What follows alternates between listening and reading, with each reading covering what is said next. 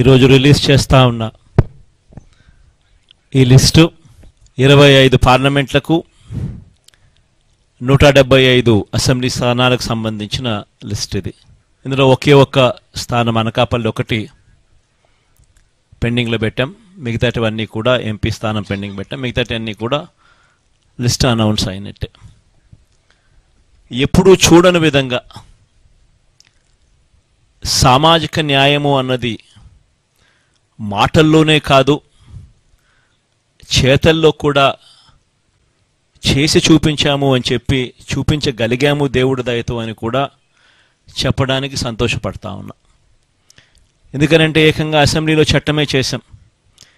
50% పదవులు ఖచ్చితంగా నా నా నా నా అని సంబోధిస్తూ ఎస్సీలకు, ఎస్టీలకు, బీసీలకు, మైనారిటీలకు ఖచ్చితంగా 50% అమలయ్యేలా ఏకంగా చట్టం చేసిన ప్రభుత్వం మనది.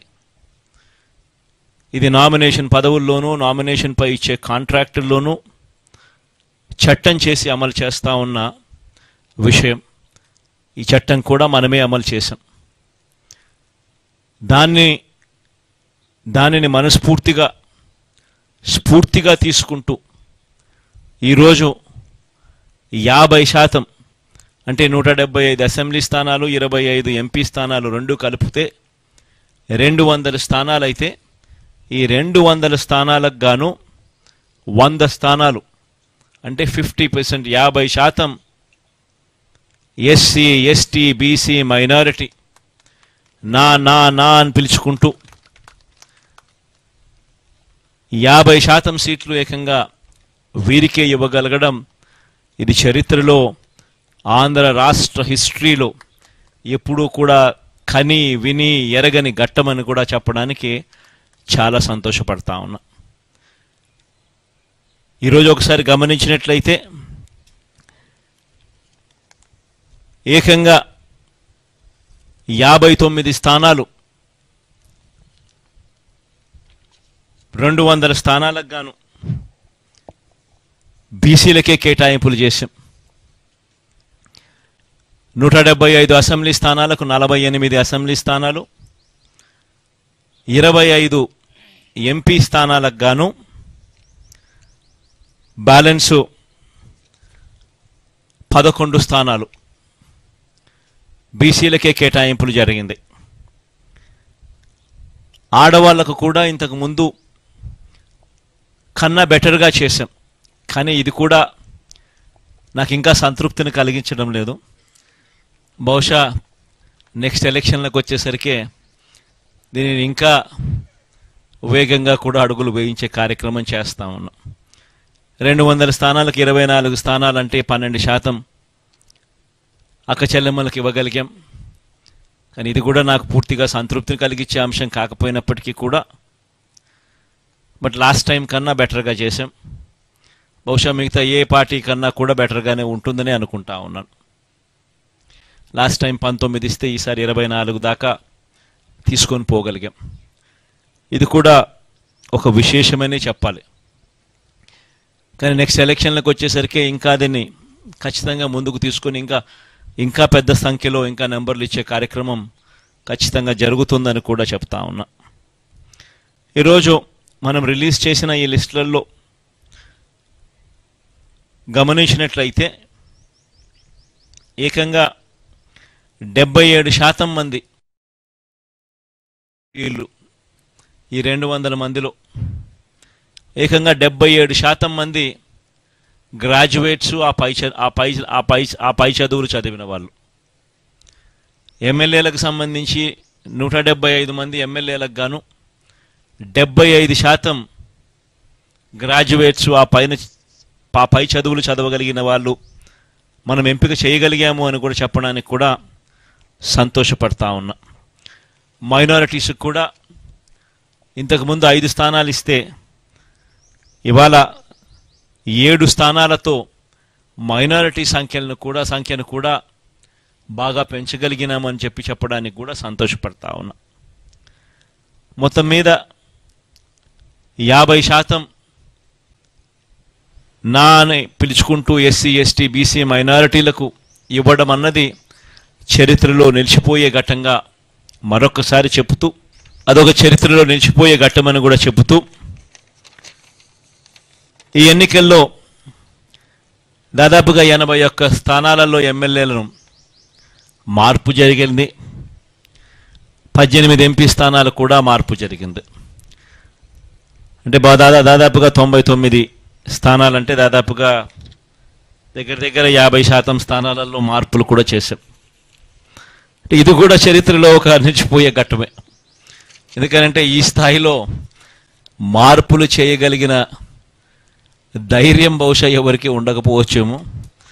అది కూడా వైఎస్ఆర్ కాంగ్రెస్ పార్టీకి మాత్రమే ఆ ధైర్యం ఉందని కూడా, ప్రజల మీద ఆ మేరకు నమ్మకం ఉందని కూడా చెప్పడానికి కూడా సంతోషపడతా ఉన్నా. కానీ మార్పు కాబడిన వాళ్ళందరికీ కూడా, ఎవరైతే కూడా టికెట్ రాని వాళ్ళు ఎవరైతే ఉంటారో వారందరికీ కూడా మనస్ఫూర్తిగా చెప్తా ఉన్నాను, రాబోయే రోజుల్లో దేవుడి దయతో ప్రజలందరి ఆశీస్సులతో మన ప్రభుత్వం ఏర్పడిన తర్వాత వాళ్ళందరికీ కూడా ఔచితమైన స్థానం ఖచ్చితంగా ఇస్తూ ఏదో ఒక రూపకంలో వాళ్ళందరినీ కూడా దగ్గర తీసుకునే కార్యక్రమం ఖచ్చితంగా జరుగుతుందని కూడా వాళ్ళందరికీ కూడా భరోసా ఇస్తా ఉన్నాను. కని విని ఎరగని విప్లవాత్మక మార్పులతో ఈ 5 సంవత్సరాల పాలన సాగింది. ఎప్పుడూ కూడా ఎవరూ కూడా ఊహించల 2,70,000 కోట్ల రూపాయలు నేరుగా బటన్ నొక్కడం, ఎక్కడా లంచాలు లేకుండా, వివక్ష లేకుండా నేరుగా అక్కచెల్లెమ్మల కుటుంబాల ఖాతాల్లోకి డబ్బులు వెళ్ళిపోవడం రాష్ట్ర చరిత్రలో ఇది ఎప్పుడూ చూడలేదు, ఎప్పుడూ జరగని ఘటం. ఇలా చేయగలుగుతామా? లంచాలు లేకుండా ఇవ్వడం సాధ్యమేనా?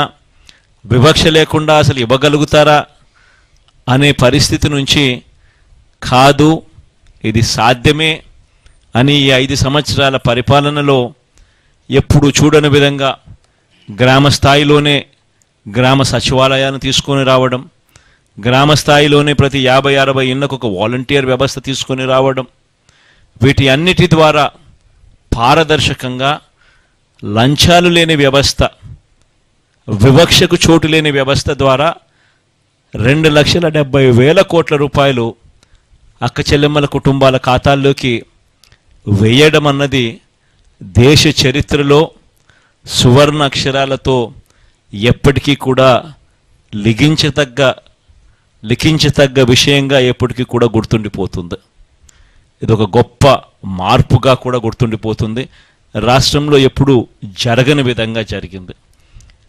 ఇవి ఒకటే కాకుండా గ్రామాలు మారాయి, గ్రామాలలో పరిస్థితులు మారాయి, స్కూళ్ళు బాగుపడ్డాయి, హాస్పిటళ్ళు బాగుపడ్డాయి ఎప్పుడూ చూడని విధంగా, వ్యవసాయం బాగుపడింది ఎప్పుడూ జరగని విధంగా,